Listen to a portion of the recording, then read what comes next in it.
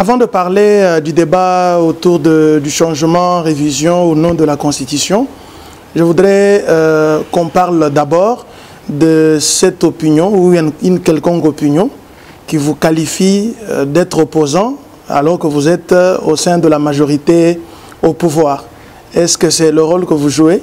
L'opinion en veut pour preuve, ou une opinion, parce qu'elle n'est pas une opinion globale et exclusive, elle en veut pour preuve vos critiques, les interpellations envers les membres du gouvernement. Est-ce que vous donnez raison à cette opinion?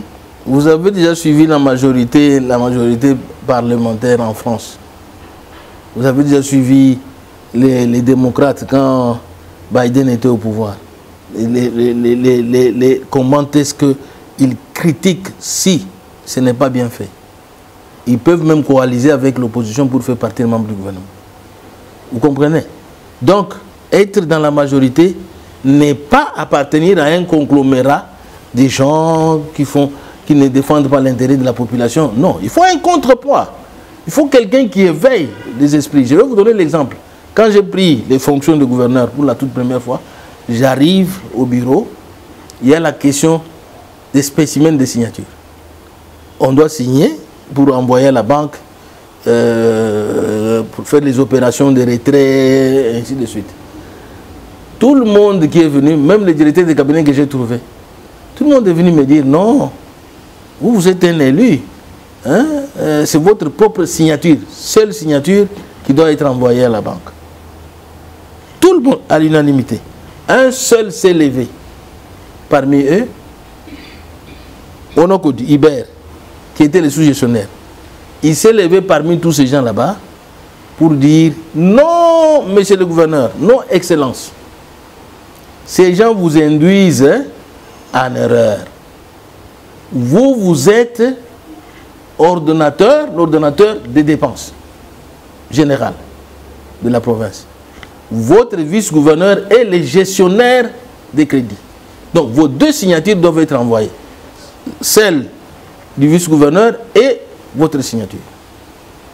J'ai regardé ces gars-là. J'ai dit voilà les hommes. Quelqu'un qui peut contredire tout le monde, mais dans l'intérêt du pouvoir, dans l'intérêt de la population. Donc, ça fait que quand le vice-gouverneur, il y a une sorte de transparence. Quand c'est vous seul, vous pouvez signer comme vous voulez, sortir de l'argent, et il peut y avoir l'excès des ailes et commettre des bévues. Mais quand il y a deux signatures, c'est un contrepoids. Et j'ai appelé immédiatement le vice-gouverneur qui a envoyé, qui a signé, fait ce spécimen de signature. Et nous, c'est comme ça que la province a fonctionné. Mais si j'avais dit, ces gars-là, j'ai dit comme il est opposant à tout le monde, il ne travaille pas pour mes intérêts, je dois les virer. Je dois les considérer comme un opposant. Vous voyez que moi-même, je devais être en erreur. Donc, c'est ce que je fais. Moi, je soutiens, je suis bien sûr de la majorité, pas une majorité complaisante, mais une majorité qui travaille dans l'intérêt de la population. Que je laisse, quand j'ai vu pour l'AMIBA, ce qu'on a dit, c'est 110 millions. Là-bas, les gens se battent, croyant que les 110 millions doivent arriver, alors qu'au budget, il n'y en a pas. J'ai découvert ça, j'ai chauffé. Donc, en chauffant, oui, le peuple de chez nous peut avoir quelque chose. Si on doit tout applaudir, parce que c'est notre frère qui est au pouvoir, nous ne l'aidons pas. Nous ne l'aidons pas. Quand je dis par exemple que l'arrêté signé pour imposer les monopoles, pour donner tout le pouvoir de désignation de ceux qui doivent participer au tender, de l'assassin seulement, imposer un monopole, aujourd'hui, ces monopoles tirent la société. 11 mois d'arriéré, les travailleurs pleurent, la société est en train de fermer, d'aller tout droit vers la faillite, alors que nous ne savons pas relever l'AMIBA qui a existé, mais on précipite l'assassin vers la chute. Mais quand j'ai dit ça, je vous informe qu'il y a des gens qui disent non, oui, il ne sait pas que dans cette affaire-là, ce sont les intérêts de tel. Est-ce que nous aidons ces tels-là? On ne l'aide pas. Il faut lui dire plutôt la vérité. Il dit non, non, non, arrête ça. Cette société et de chez vous. Et de chez vous, instruit ceux qui font cette histoire, ils ne vous aident pas.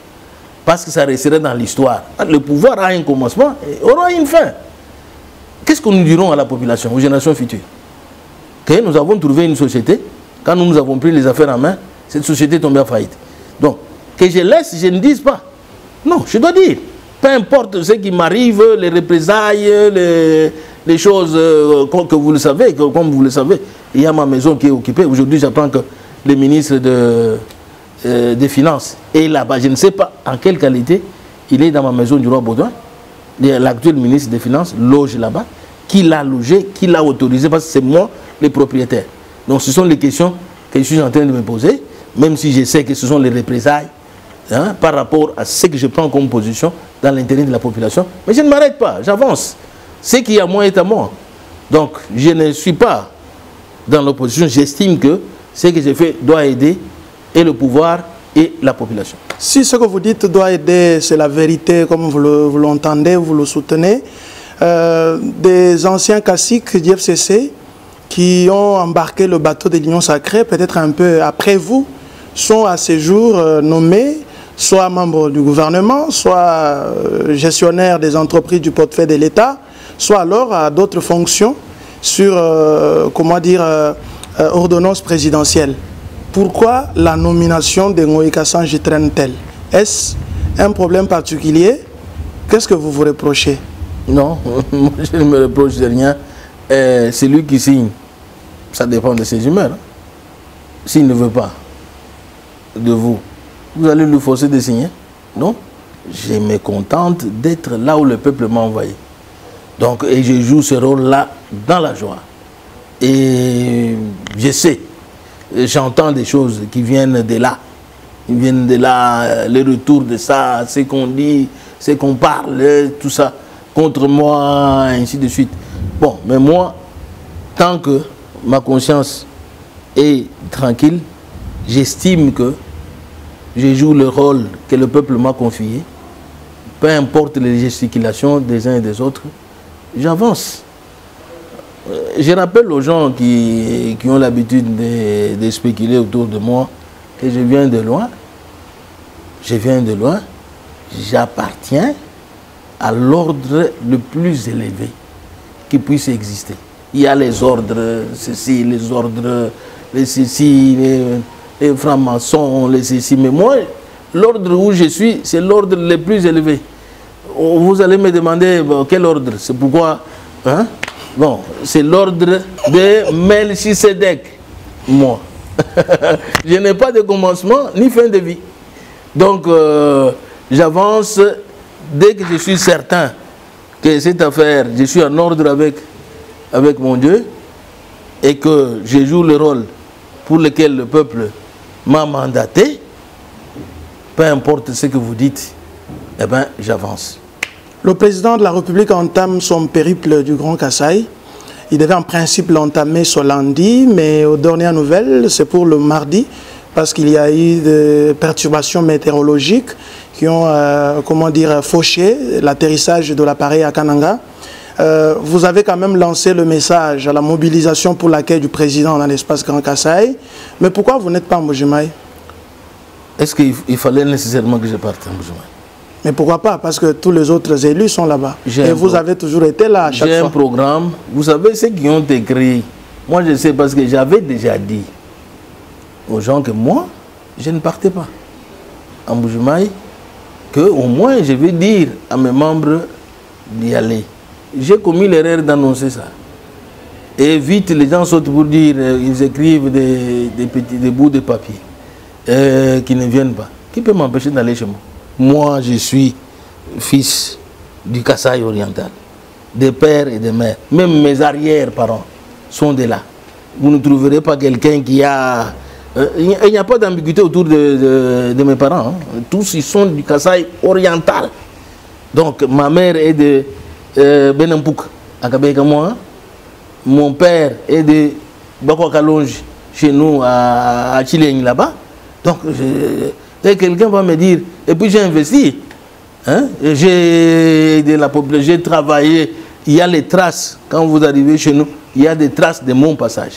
Donc quand vous êtes autorité, je ne sais pas, au niveau de la province, au niveau... ce sont des poltrons. Quand vous écrivez des bouts de papier, vous affichez, vous ne voulez pas, ce sont des messages que vous affichez, vous ne voulez pas vous afficher vous-même, vous qui le faites. Affichez-vous, comme ça, on s'affronte. Si vous êtes fort.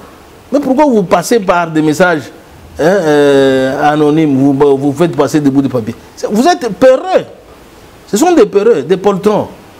Et moi, j'ai vécu ça depuis 2006. Hein.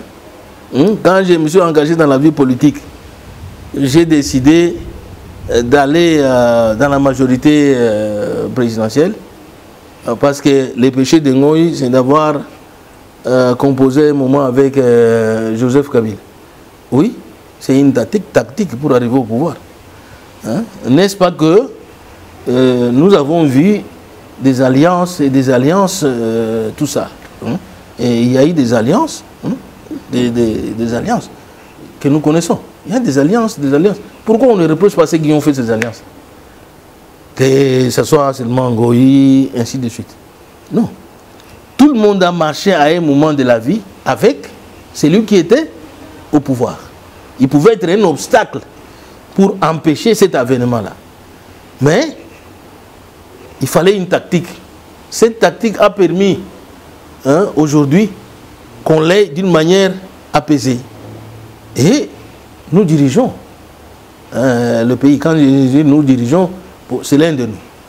Bon, qui ignore que à un moment donné, FCC et CACH étaient en coalition. Ils ont travaillé. Qui était le chef du FCC? C'est Kabila. Donc si aujourd'hui les gens doivent continuer, quand je vois dans les communications, c'est Kabiliste ici, il a été ici, il a été cela. Mais qui n'a pas travaillé avec Kabila? Tout le monde a travaillé avec Kabila. Qu'on évolue. Nous en sommes à la fin de la 6e année. C'est-à-dire un mandat, c'est 5 ans, plus une année au-dessus. Donc il faut oublier de parler de Kabila. Aujourd'hui, on doit faire le bilan de notre propre action. Quand on vous pose la question sur ceci, oh non, mais vous les Kabilistes, qu'est-ce que vous avez fait? Si Kabila avait bien fait, il demeurerait, avait tout bien fait, il demeurerait au pouvoir, n'est-ce pas? Et quand on l'a pris aujourd'hui, nous devons faire ce que nous avons promis à la population et accepter la critique. Pourquoi les gens n'acceptent pas d'être critiqués? Moi, quand j'étais gouverneur, c'était allez, bon, Ngoï a mangé il mange les bitokotok. Ngoï a pris la statuette. Ngoï, la plupart des choses, c'était mensonger. Et aujourd'hui, on n'accepte même pas qu'on dise quelque chose pour ramener, par exemple, ce que je parle de l'assassinat. On n'accepte pas. Finalement, c'est quoi? Finalement, quand Ngoï parle, bon, si le président parle, il exprime un point de vue. Son point de vue, je peux ne pas l'accepter. Mais pourquoi vous êtes seul à parler de l'assassin alors que vous êtes autant de députés? Tout le monde a peur. Tout le monde connaît ce qui se passe. Vous ne protégez pas vos avantages au sein de l'assassin? Et tout le monde a peur. Je n'ai aucun avantage. Aucun. Si ce n'est le peuple. Si ce n'est nos frères qui travaillent là-bas. Parce que je sais que chez nous, il n'y a pas d'entreprise. Est-ce qu'il y en a? Il n'y en a pas. L'Amiba est en souffrance. Cette entreprise-là, je me suis battu. Moi, Ngoï Kassange. Je me suis battu à gauche, à droite, chercher. Je suis allé en Turquie, j'ai fait le monde entier. Jusqu'à tomber sur l'ambassadeur Maopanga qui nous a amené ces Chinois-là. Comme ils n'ont pas trouvé quelque chose dans le secteur minier à Harare, au Zimbabwe, et nous les avons convaincus de venir investir chez nous. Et là, j'ai joué un rôle, j'ai travaillé en tant que membre du comité de sécurité avec notre cour, et on a rendu, dans la société qui était là, on a fait faillite, on l'a fait tomber en faillite pour que qu'on ait l'avènement de la SACIM. Et la SACIM, quand elle fonctionnait normalement, on ne manquait pas d'avoir 150 000 $ par mois.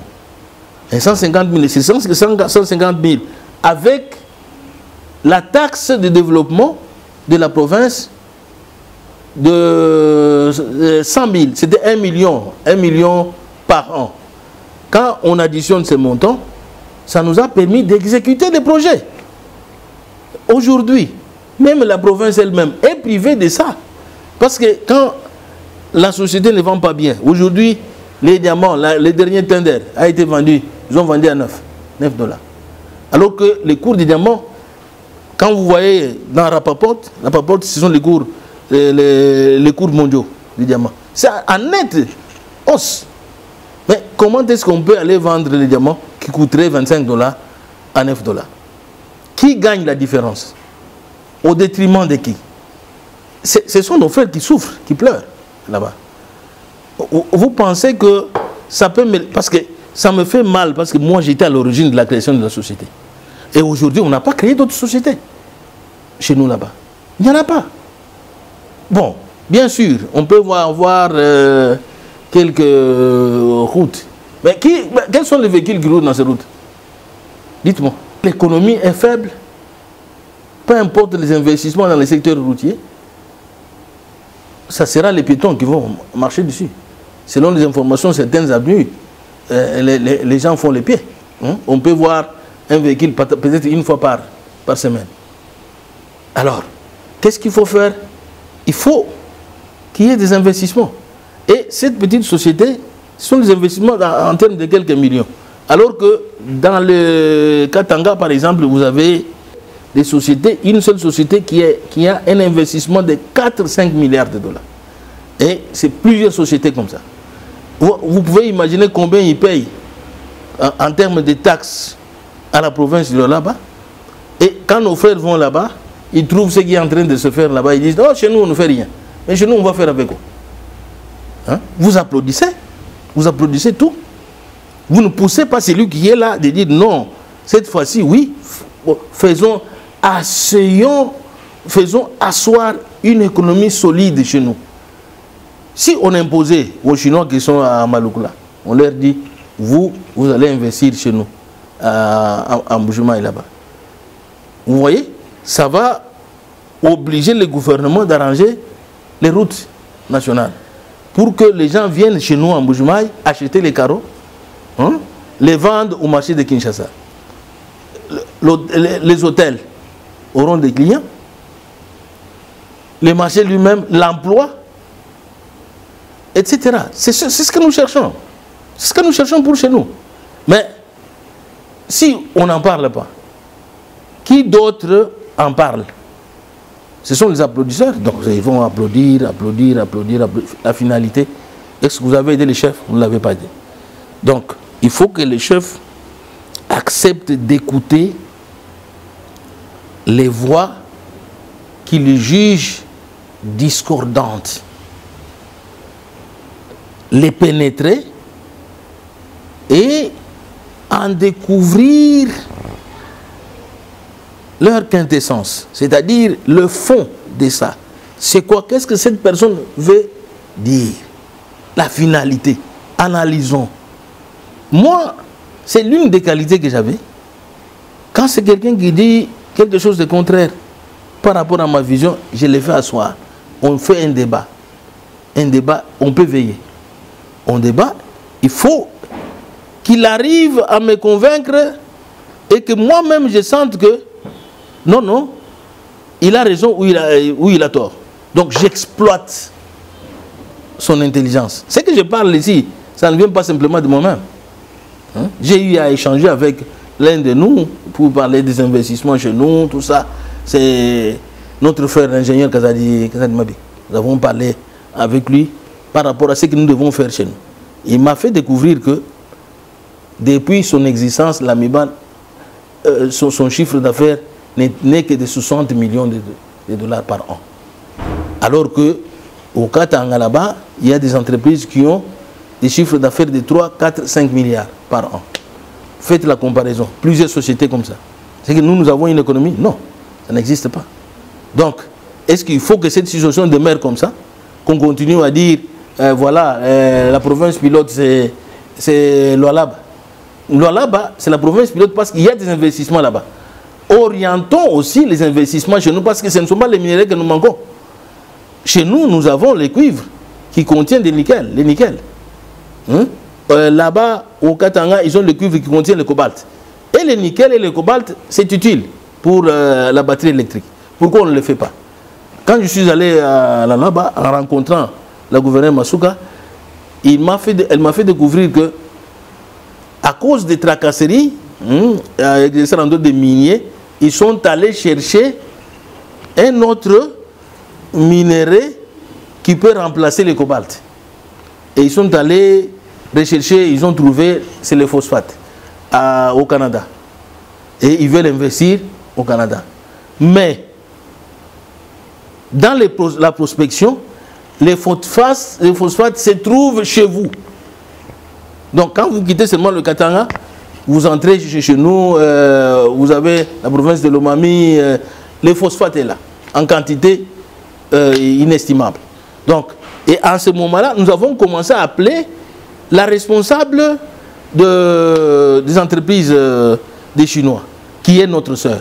Nous l'avons appelée pour la convaincre que ces Chinois, au lieu d'aller investir au Canada, qui viennent chez nous. Ça, c'est le travail qui doit être fait pour orienter les investissements. Vous pensez que si ces sociétés viennent chez nous et que je vois les gens, pour leurs intérêts, commencer à vouloir tuer cela, ils ne vont pas simplement tuer l'entreprise, ils tuent l'économie, ils tuent aussi la population. Donc, un opérateur économique du nom d'Edouard Moulouma, son argent est bloqué là. 1 million quelque chose, il fournissait le carburant. Maintenant, à cause des difficultés de l'entreprise, il ne sait pas fournir le carburant. Vous avez même préjudicié les opérateurs économiques. Et c'est ça que moi je ne veux pas. Voilà, merci beaucoup Alphonse Mwika-Sangi. Dernière question de notre échange. C'est le débat autour de la Constitution, changement, révision ou non. Vous vous étiez déjà un peu prononcé pour souhaiter un débat autour de tout ça avant d'opter pour le changement, la révision, etc. Aujourd'hui, on a vu quelques affiches dans ce sens-là. Vous soutenez les réformes constitutionnelles. Et une quelconque opinion estime que vous avez du coup changé d'opinion. Est-ce que c'est cela ou bien le message a été très mal décodé? Non, non, je n'ai jamais changé. Je crois que le chef de l'État a au moins éclairé la lanterne de tout le monde. Il y a eu des débats, on ne savait pas à quel sens c'est voué. Tantôt c'est la révision, tantôt c'est les changements de la Constitution, etc. Donc c'est un son confus. Et quand il s'est adressé à la nation devant les deux chambres en congrès, il a dit une chose importante, de mettre en place une commission multidisciplinaire pour réfléchir sur les réformes. La réflexion, c'est tout autre chose. C'est ce que j'ai dit. Réfléchir, c'est-à-dire il y a un choc des idées. Et du choc des idées jaillit la lumière. Quelle est l'option qu'il faut lever? Et donc, voilà ce que moi je soutiens. Je soutiens ce que le chef de l'État a dit au Congrès. Donc, la réflexion, les chocs des idées. Celui-là amène ses idées, celui-ci amène ses idées, les intelligences s'affrontent, et donc là, la lumière jaillit pour garder notre nation dans l'unité et la faire évoluer. La faire évoluer. Je ne regarde pas l'intérêt individuel. Chez nous, là-bas, où les politiciens ont mal de positionnement, parce que quand on doit parler de Mwika-Sangi, Mwika-Sangi, quand j'étais au pouvoir là-bas, gouverneur de province, les mensonges, chaque jour, Ngoyi a fait, Ngoyi a détourné l'argent. Maintenant, ceux qui disaient ça sont au pouvoir. Ils sont incapables de vous montrer une seule infrastructure construite. Mais ils ne veulent pas qu'on dise que vous n'avez pas construit. Pourquoi vous n'avez pas construit? Ngoyi. C'est-à-dire, Le projet de société, c'était oui. Maintenant, les programmes d'action, c'est oui. Comment vous êtes au pouvoir? Vous êtes au pouvoir, vous devez dresser les bilans. Vous devez accepter, c'est vous qui êtes là. Vous devez accepter qu'on vous critique. Oui, parce que vous êtes champion en critique. Acceptez qu'on vous critique. Moi, je suis parlementaire. Hein? Je représente l'opinion de la population. Donc, acceptez qu'on vous dise, vous n'avez pas fait ici. Et là où vous avez fait, on dit, oui, vous avez fait. Je parle de route. Hein? Nous en sommes contents, même si nous pouvons parler un peu de... C'est discutable sur le prix. Hein? Sur le prix, le coût. Bon, c'est discutable. Il faut qu'on me convainque comment on en est arrivé là, à ces prix qu'on applique. Donc, tantôt 2 500 000 par kilomètre. Je ne sais pas parce que j'ai aussi construit les routes à Mbuji-Mayi. J'ai fait venir les bitumes. Il y a les routes qui existent, que j'ai asphaltées. J'en sais au moins quelque chose. J'ai une idée. Je n'avais pas cet argent pour asphalter 1 kilomètre de route à 2 500 000. Je n'en avais pas. Même à 2 millions, non. Bon, comment ils en sont arrivés là? Je ne sais pas. C'est discutable. C'est de bonne qualité quand même. Mais au moins... Ils disent que c'est de bonne qualité les routes qui sont en train de construire. Oui. Que ce soit réellement de bonne qualité. Mais faites la route de l'avenue Lusambo. Vous ne voyez pas les points d'attente là-bas. Vous ne voyez pas. Ça qu'elle dirait. Mais prenez la route de Ozane, Tchikil. Vous trouvez qu'il y a quelque chose. Il y a des bosses là-bas. Non. Depuis qu'elle a été construite, elle est là, intacte. C'est ça la qualité de la bonne route. Vous prenez l'avenue de l'université. Ça a été fait avec l'argent des péages. En bicouche. Ce n'était même pas en enrobé, mais en bicouche. Elle tient jusqu'aujourd'hui. N'était le décapage de cette route par la société qui construisait Safricas, qui construisait pour les conduites d'eau. À la chute là-bas, qui a un peu abîmé. Mais l'ensemble de la route, vous voyez que la qualité est bonne. Et donc, vous m'avez posé la question si j'ai rétropédalé dans ma position.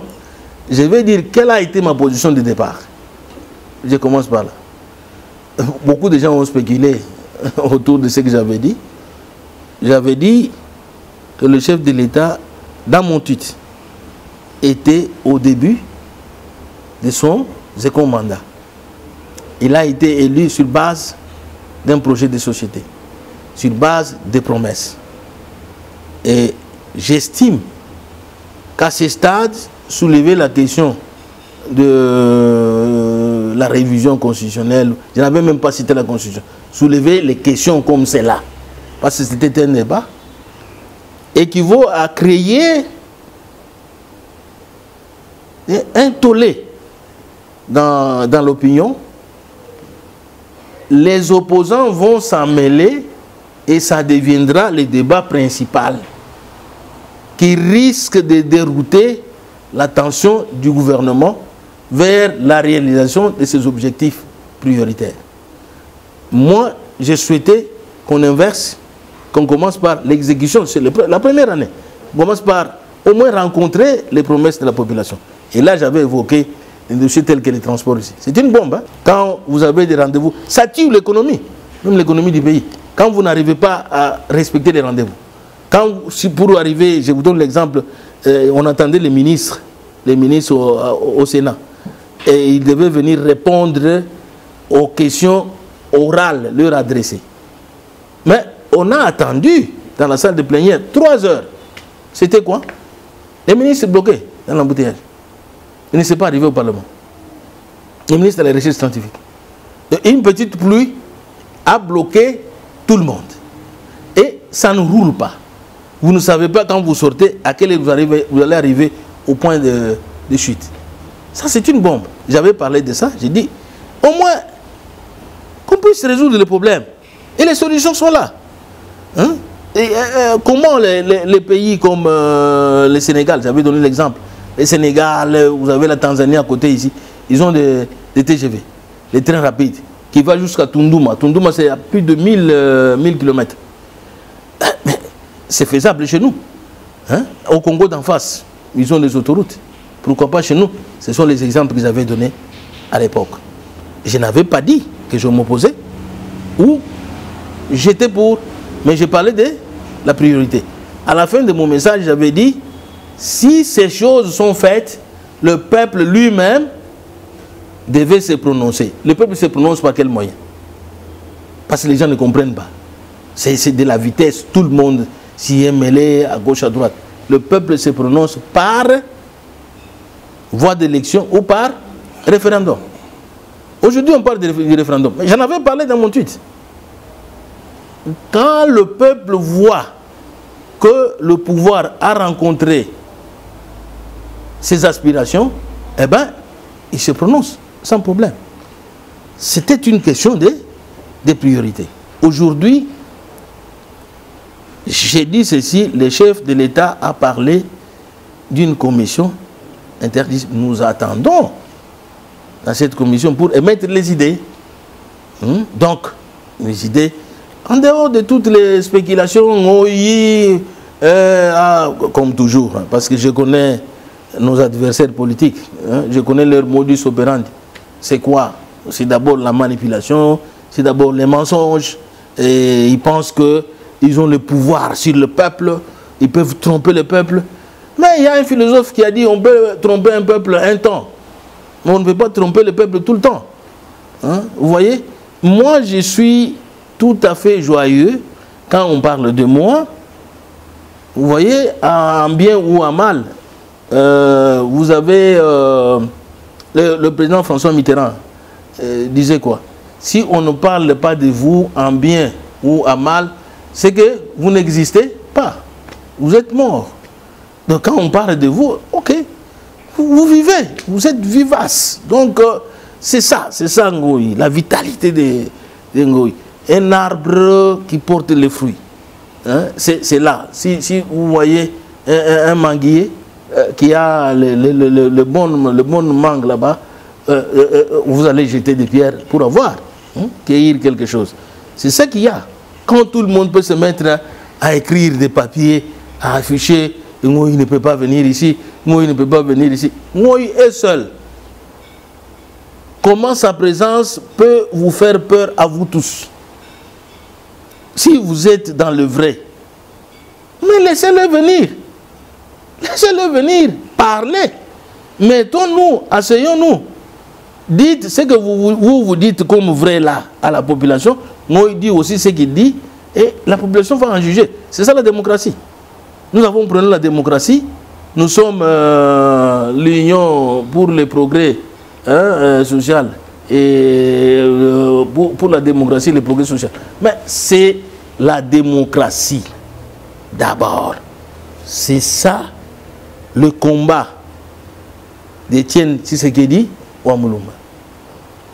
Pas deux partis comme Mobutu lui proposait, comme j'en entends parler, qu'il n'y aura que deux partis. Ça spécule dans tous les sens.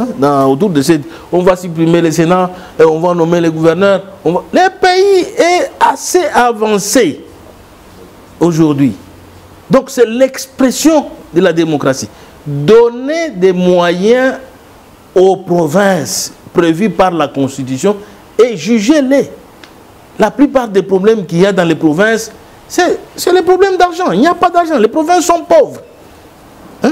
J'ai découvert, par exemple, dans le budget ici, le ministre du budget dit qu'on doit couper la rémunération des institutions provinciales. Elles doivent se prendre en charge. Un ministre vient dire ça, le ministre du budget. Je lui pose la question, vous avez investi quoi dans les provinces pour que ces provinces aient le moyen de se prendre en charge? Il faut commencer par régler un problème, c'est-à-dire investir, que les économies de ces provinces-là soient à mesure de les prendre en charge. Il n'y a rien, il n'y a que la pauvreté. Vous basez votre réflexion sur quoi? Sur 2 ou 3 provinces, sur l'Oualaba, sur le Haut-Katanga, sur le Nord Kivu, les provinces frontalières qui ont une influence de développement des pays frontaliers et qui exercent les petits commerces frontaliers, qui ont la facilité d'avoir des crédits bancaires auprès des banques des pays voisins. Et vous allez comparer ces pays-là avec les provinces comme les provinces du centre.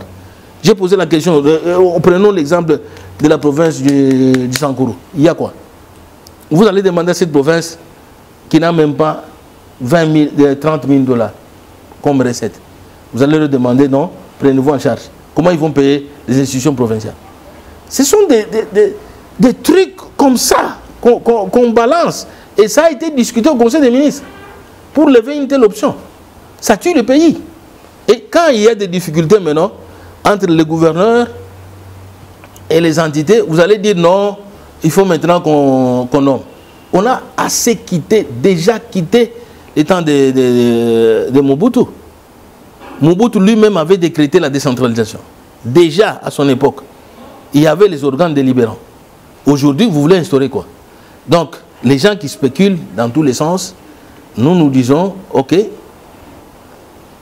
qu'on puisse s'asseoir autour d'une table, réfléchir sur les réformes comme le chef de l'État l'a proposé, et son discours était bien accueilli par Moïka Sanji, et c'est ce que j'ai transmis dans mes affiches d'accueil au président de la République.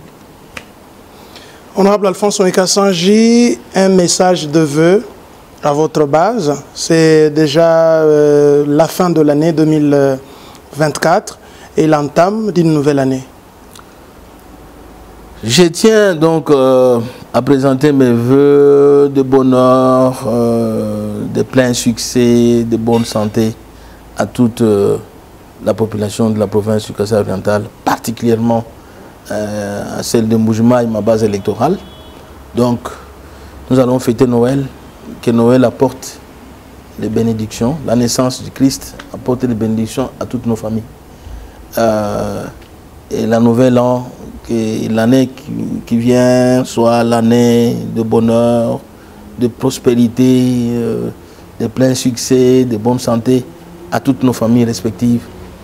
Je leur demande donc de noter l'acharnement qu'il y a contre la personne de Moïka Sanji.